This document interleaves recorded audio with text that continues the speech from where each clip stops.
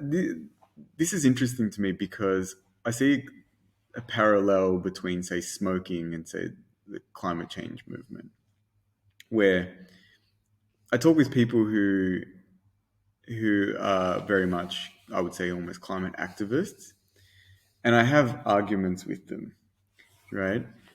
Because I'm not in any way arguing that we don't need to act and we don't need to act quickly, but they argue that it's sort of the individual responsibility of people in the community to do something about it.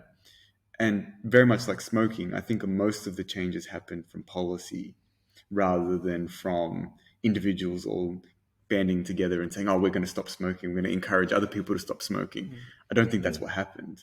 I think the governments realized and that it was important. They started restricting the amount of advertisement. They started giving out much more clear health information. The medical profession actually started giving proper health advice around smoking rather than encouraging people to smoke, which was happening, I think, not that long ago. So, I just think that observation to me is interesting because I think the same thing probably needs to happen at a government level for major changes to happen within the climate movement. The other thing I'd be interested to hear from your experiences, Dave, because I know a lot of your work has been influenced in changing policies, whether it's related to health or say like public transport or whatever it may be, is people who are making policies, are they more interested in the kind of data and approach that you take, or are they more interested in the kind of more, you may consider it to be like that rigorous approach of that more controlled type of setting? Like I'm thinking of, say, like with healthcare policies, are they more interested in trying to get experts to talk on what all the most recent and best RCTs are in terms of treating a particular problem? Are they more interested in sort of this more nuanced approach of collecting big data and seeing the multivariate nature of a problem? I think there's enormous appetite and interest in the more complex and big data approach. And is that because it's currently sort of seen as a bit sexy? No, I think it's because they've hit limits in other areas, right? And the second thing is that if you want to go down the path of the controlled side of things, you have to, and quite rightly, go through very stringent ethics. And those ethics approvals can be 1, 2, 3 years to get through. And so all of those elements actually slow down the things, so that the idea here is if we start off and say ethics approval is critical and we need to have the right ethics, when you start to de-identify data and rather than actually analyse an individual, you start to use mathematical techniques that allow you to work with small groups, then you can overcome the issues of privacy.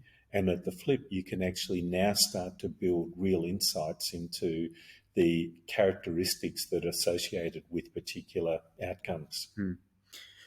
That makes me think, in preparation for this, I actually posed the idea of, how does ethics fit into the way you actually even put together these models? Can you give us a bit of an indication of the ethical considerations that you actually have, whether that's an industry thing or even just you personally, how you view that? Because at a certain level, if policy is going to be driven from the modeling that you do, I'm sure, knowing who you are and a bit about you, that you're consistently probably thinking, well, what's the ramifications of what I'm going to end up maybe giving insight to? It's interesting because I think one of the areas which I guess had the clearest impact in terms of policy was analysis that I did on drink driving in Victoria. And being able to actually, through analysis of all those people who'd been detected drink driving, identify the likelihood that people in particular geodemographic groups would be on the road under the influence of alcohol, and then looking at the rates of detection and the rates of the expected underlying behaviour. The result of that work actually identified that areas in the back streets of Geelong and Mornington Peninsula were high risk and weren't being actually detected. And it was because of the porosity of the road network in Mornington Peninsula and things. But the TAC basically used that and then funded Victoria Police to actually solve those issues and bring them back. So I think that It's important to recognise that any of the work that's done can lead to impact in public policy, and it's important, therefore, to be open and transparent around what is being done, the approaches that have been done, because we're talking about likelihood. We're not talking about an absolute you will, you won't. Well, it just these ideas started to make me think about some of the work that ended up happening, say, in like screening, and particularly in the area of, say, genetics. And I think we probably went down a path where we acted upon genetic predisposition too heavily before we even saw the prevalence increase in certain populations. And it just made me think about the fact that before you start making those recommendations, I'm sure you're consistently thinking about, well, where potentially does this end up? I think, yeah, and it's very hard to actually identify where it will end up. So I think that's why it is actually important to be open and to actually allow people to see the work and to replicate and to understand the principles that are involved. And this is where I think that element about the nuance, and it's not black and white, you will get it, you won't get it, but if the likelihood is 3 times higher, then what are the opportunities to intervene and when? It's actually framing up a way of thinking for all of the health professions to adopt a much more preventative approach, but they actually need the science and the framework to actually allow that to occur. Yeah, it's one of those things that I think it's clear that we don't necessarily get taught to think probabilistically, and it's a major problem because, as you said, you're not thinking, okay, what's the likelihood of this and what's the probability that I need to act on it before it becomes something of concern. So, yeah, I think you're highlighting some key areas that, as clinicians, we shouldn't necessarily be thinking very much about that as a black and white outcome. We should be much more thinking about how likely is this outcome. And I know that for those people who work in, say, return to sport and return to performance stuff, you're always constantly having conversations, whether it's with the athlete or the people involved, of, well, how confident are you of them coming back and not re-injuring? What percentage chance, what probability are you giving? And a lot of times I think you're going off a best guess estimation. However, I think it's important that we start developing some of those skills. Do you have in your sort of tool bag ways in which people can explore that if they're in, say, a clinical setting, how they actually start thinking through that? Is it something that you think comes relatively naturally, or do you think it's something that we actually need to practice?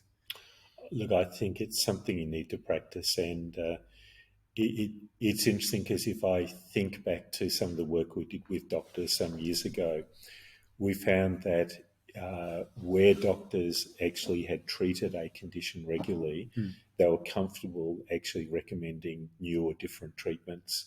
Where they were only doing it infrequently, they would just go for the stock standard element. So I think what this actually says is there's a role for building expertise across a range of areas so that you can actually have the confidence to explore with the patients alternative ways of recovery and treatment. Yeah, it's sort of one of those things, as you said, once you've got a level of understanding, something that's strong enough, you then feel a little bit more comfortable to step a little bit off the track. Yeah. Have you done any work of the other part of the equation I think of is not just about, say, changing skill or mindsets of, say, health professionals in this situation, but thinking about how we create behavioral changes in patients or people, because that's obviously the bigger part of the equation. And I mean, sometimes that's quite easy if it's, say, a technological solution where you're giving them pharmaceutical or some other type of intervention. But if it requires some type of lifestyle change, behavioral change, that can be very difficult. There's a whole field. Force. There's a whole field of behavioural economics, and the idea about behavioural economics and nudge element. Unfortunately, it doesn't actually work all that well. So force you right. And when I say this is China. when I say that, a lot of the changes that have been attributed to like the nudge approach actually comes down to pure awareness. What do you mean by nudge approach? So the nudge approach might be that if you don't do something, then you'll be fined. Right, so that these elements about you get a financial incentive or disincentive to do a particular behaviour, right? But often when you actually come back to it and you say, well, when people did change their behaviour, it's purely that nudge element made them aware of a need to do something rather than the stick or the carrot. So it's really important not to get caught up in sticks and carrots. And again, be as Occam's razor. First thing is, do they actually know that there is a program or program or something, or a risk associated with that particular habit? And is that what you like? I didn't let you finish. I apologize. But when you're talking about, say, the preventative programs for domestic violence, is that what you mean, that there needs to be much more understanding and education around what can be done to prevent domestic violence? Because I think there's almost this, in some interesting way, it's almost that people just think, well, it's just part of society, it's what happens within people's households. But it's clear that that's probably something that is not the mentality we should be taking.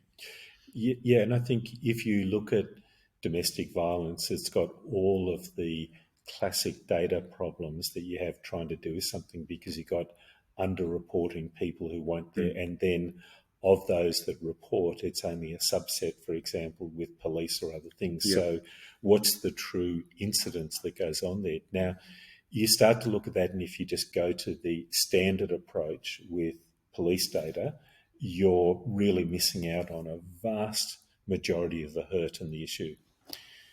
In Victoria and in Tasmania, some years ago, Google actually sponsored a program to capture the notes of every ambulance crew and every trip they made. So there's actually data that sits there about domestic violence. The conditions: was the person intoxicated, was the assailant intoxicated, what were the injuries, etc. A vast amount of data that, if that is managed in the right ethical approach, can be used to actually build a better understanding of the incidence of these severe events of domestic violence, which will be a much richer, more accurate picture than anything that's here at the moment. That in turn can start to let you understand, well, what is the current situation and pattern before jumping to we need to do this or we need to do that. So get an understanding, find new ways to better get, the picture of what's there. But linked into that, the second thing that we looked at a couple of years ago and we weren't able to actually get it going was the federal government had started to use with its PBS data an understanding of the geographic catchments of all of the doctors in Australia. If you linked de-identified data of the people who have domestic violence issues, so their home location, right, to a statistical area, you link the doctor's statistical area, you're immediately at that point able to say which doctors actually have higher exposure rates to people with that. At what point should we potentially provide support services embedded in GP practices so that you're not having something of there is a risk, where are you going? I'm going to the family violence thing, whack, you're not, versus I'm going to see the doctor for something, so that the safe opportunity to see something and things. So it's actually how to get smarter around leveraging existing resources and making things work better. Well, that's the thing I'm getting from what you're saying here, David, is you'd think particularly as technology becomes more and more embedded in everything we do, there's an opportunity to collect a lot more data points from just everyday interactions. That already exist, and particularly as you can identify them. And that allows you to collect quite unique data as opposed to, again, I always just think from our perspective from a healthcare setting in that very controlled environment where you're only collecting data based on what you're specifically looking at, and you quite often will one, may not identify things that are relevant, or two, may not gather information that otherwise the patient I think that it alleviates the major problem that David suggested multiple times, is that the information quality that you're receiving, if someone knows that you're collecting the information, particularly say like the Yeah. police, or even if they know they're within a research study, is very different than if it's being collected in the real world environment. It's unfiltered in that Yeah. sense. Yeah, absolutely. All right, I think we've touched on a lot of topics. It's been about an hour or so. Is there anything else that you wanted to bring forth, David, that you want to pass on some more of your knowledge? Look, the only thing that I really try and do is encourage people to have a go, in the sense of don't accept the orthodoxy of everything that you're taught as a clinician. Have the ability to challenge, work with peers, and the confidence really to really connect with people, because that connection with people and their experience will actually give you the greatest opportunities for designing better therapeutic outcomes. Very, very well put. Yeah. I think it really just emphasizes that point of, more often than not, you need to find nuanced solutions to most individual problems. You can't typically follow that one size fits all approach. Thank you very much, David, for joining us. You're welcome.